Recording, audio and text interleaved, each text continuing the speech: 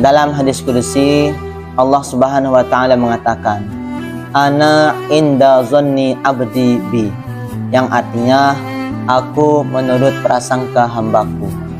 Artinya ketika kita berprasangka kepada Allah Subhanahu wa taala, maka apa yang kita sangkakan kepada Allah Subhanahu wa taala, maka itu akan benar-benar terjadi kepada kita.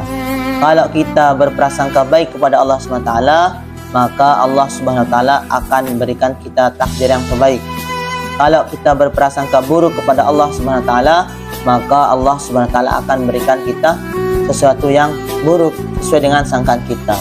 Contoh, misalkan kita ditimpa oleh musibah, kita berprasangka buruk kepada Allah Subhanahu wa taala, maka itu akan terjadi buruk kepada kita. Kalau kita berprasangka baik kepada Allah Subhanahu wa taala, maka itu akan baik terhadap diri kita. Misalkan kita mengatakan, aku itu selalu ditakdirkan susah oleh Allah, maka benar kita akan ditakdirkan susah oleh Allah Subhanahu wa taala. Atau kita mengatakan, aku itu kehidupanku hancur dijadikan oleh Allah Subhanahu wa taala, maka akan benar kehidupan kita akan hancur dijadikan oleh Allah Subhanahu wa taala. Atau kita mengatakan, hidupku selalu sengsara, maka akan benar hidup kita akan dijadikan sengsara oleh Allah Subhanahu wa taala.